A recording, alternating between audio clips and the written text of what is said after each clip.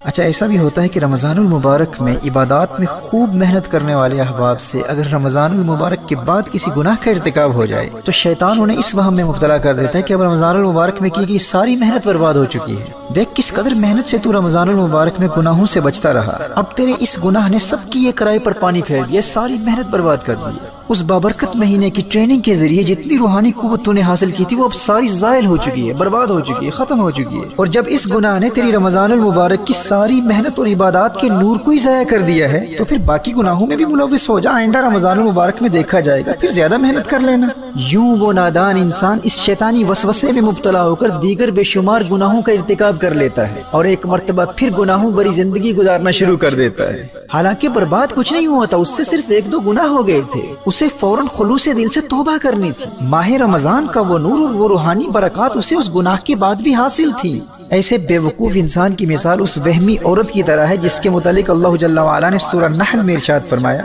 وَلَا تَكُونُ كَالَّتِي نَقَضَتْ غَزْلَهَا مِن بَعْدِ قُوَّةٍ أَنْكَاثًا، اس عورت کی طرح نہ ہو جس نے اپنا سوت مضبوطی کے ساتھ کاٹنے کے بعد ریزہ ریزہ کر کے توڑ دیا۔ یہ مکہ مکرمہ کی ایک وہمی عورت تھی جو انتہائی محنت کے ساتھ دوپہر تک سوت کاتا کرتی تھی اور دوپہر کے وقت اس کاتے ہوئے سوت کو خود توڑ کر ریزہ ریزہ کر دیتی تھی۔ یہ اس کا وہم تھا، بس وہم میں مبتلا ہو کر اپنی ساری محنت خود اپنے ہاتھوں سے ضائع کر دیتی۔ میرے دوستو، اس وہم اور وسوسے میں مبتلا وہی ہوتا ہے جو ماہ رمضان کے بعد کی زندگی کا مقابلہ ماہ رمضان کی زندگی کے ساتھ کرتا ہے۔ وہ یہ سمجھتا ہے کہ غیر رمضان کی زندگی بھی عبادات، تقوی اور پرہیزگاری کے اعتبار سے رمضان المبارک کی طرح ہوگی، جبکہ اسے جاننا چاہیے کہ غیر رمضان میں شیطان آزاد ہو چکا ہے۔ اب وہ ماہ رمضان والا نزول ملائکہ کا سلسلہ ختم ہو چکا ہے، اب وہ رمضان المبارک کی بہاریں نہیں رہی، اب وہ ماہ رمضان کی برکتیں کہاں۔ اب غیر رمضان میں اس کی نیکیوں کا لیول اور گناہوں سے بچنے کا لیول رمضان کے مقابلے میں کم ہوگا۔ غیر رمضان میں نیچرلی تقوی اور پرہیزگاری میں تو کمی واقع ہوتی ہی ہے۔ اس لیے محترم احبہ، عام لوگوں کو ماہ رمضان کے بعد کی زندگی کا مقابلہ ماہ رمضان کی زندگی سے ہرگز نہیں کرنا چاہیے، بلکہ ماہ رمضان کے بعد کی زندگی کا مقابلہ ہمیشہ ماہ رمضان سے پہلے کی زندگی کے ساتھ کرنا چاہیے۔ یہ بڑی اہم بات ہے۔ یعنی اگر ماہ رمضان میں حاصل کی گئی تربیت کا آپ پر اتنا اثر ہوا ہے کہ ماہ رمضان کے بعد کی زندگی فرائض کی ادائیگی اور گناہوں سے بچنے کے اعتبار سے ماہ رمضان سے پہلے کی زندگی سے بہتر ہے، تو آپ اللہ جل وعلا کا شکر ادا کریں کہ اللہ جل وعلا نے آپ کو آپ کے مقصد میں کامیابی عطا فرمائی ہے، آپ کامیاب ہیں۔ اب اگر کوئی گناہ ہو بھی جاتا ہے تو فوراً توبہ کر کے اپنا روحانی سفر جاری رکھیں، اور شیطان جب بھی اس وہم میں مبتلا کرنے کی کوشش کرے کہ اب کیا فائدہ، اب تو سب کچھ برباد ہو چکا ہے، تو نے تو گناہ کر لیا ہے، ماہ رمضان کی ساری محنت برباد ہو چکی ہے، پھر گنہگاروں والی زندگی گزارنا شروع کر دے اور آئندہ رمضان میں پھر محنت کرنا اور پھر دیکھا جائے گا۔ ماہ رمضان کے مقابلے میں تو اب تو زیرو ہے، صفر ہے، ختم ہو چکا ہے۔ جب شیطان اس وسوسے میں مبتلا کرنے کی کوشش کرے تو فوراً جواب دے کہ میں نے ماہ رمضان کے بعد کی زندگی کا مقابلہ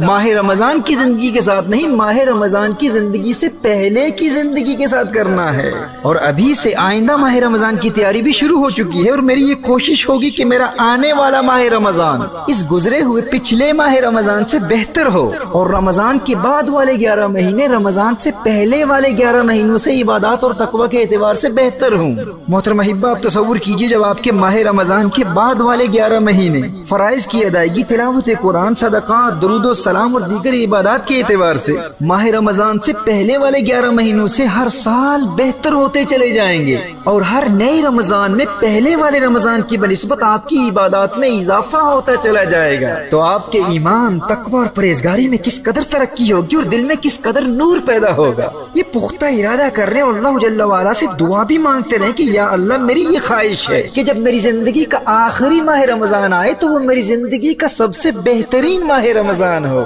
دوستو، اگر آپ اپنا مائنڈ سیٹ یوں بنا لیں گے نا تو آپ کی تمام زندگی ماہ رمضان کے گرد گردش کرتی رہے گی۔ ماہ رمضان کے بعد کی زندگی کا مقابلہ ماہ رمضان سے پہلے کی زندگی کے ساتھ، اور ہر نئے ماہ رمضان کی زندگی کا مقابلہ پچھلے ماہ رمضان کی زندگی کے ساتھ۔ یوں دل میں عشق رمضان المبارک مسلسل بڑھتا رہے گا۔ حضرت یعلا بن فضل فرماتے ہیں کہ صحابہ کرام علیہم رضوان سال کے 6 مہینے اس دعا میں گزار دیتے تھے کہ یا اللہ، ہمیں ماہ رمضان عطا فرما دے، اور جب ماہ رمضان مل جاتا تو 6 مہینے اس دعا میں گزار دیتے کہ یا اللہ، ہماری رمضان کی عبادتوں کو قبول فرما لے۔ یوں ان عاشقان ماہ رمضان کی تمام زندگی ماہ رمضان کے گرد ہی گردش کرتی رہتی ہے۔ محترم احبہ، ماہ رمضان کی یادوں سے اپنے قلوب میں اجالا کرنے کے لیے شوال مکرم کے 6 روزے ضرور رکھیں۔ اور اسی طرح ہر پیر اور جمعرات کا روزہ بھی ضرور رکھیں، اور ایام البید یا ایام بیز ہر مہینے کی 13ویں، 14ویں اور 15ویں تاریخ کو روزہ رکھیں۔ یوں رمضان المبارک کی یادیں بھی تازہ ہوتی رہیں گی، اور ان صحیح احادیث کی روشنی میں یہ روزے رکھنے والوں کو تمام سال روزہ رکھنے کا ثواب بھی ملے گا۔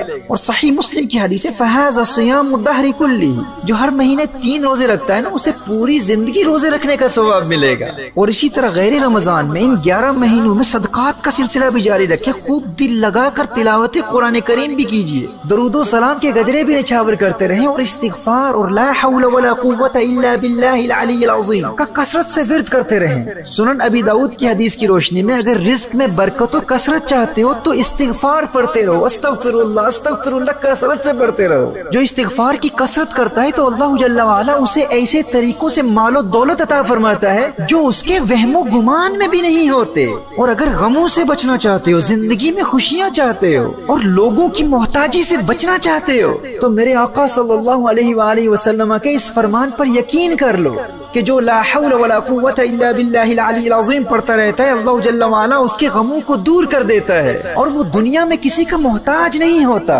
اللہ جل وعلا ہمیں ان 11 مہینوں میں ان تمام اعمال و اورات پر استقامت کے ذریعے رمضان المبارک کی تیاری کرنے کی توفیق عطا فرمائے، اور ماہ رمضان کی بہار زندگی میں ایک مرتبہ پھر نصیب فرمائے۔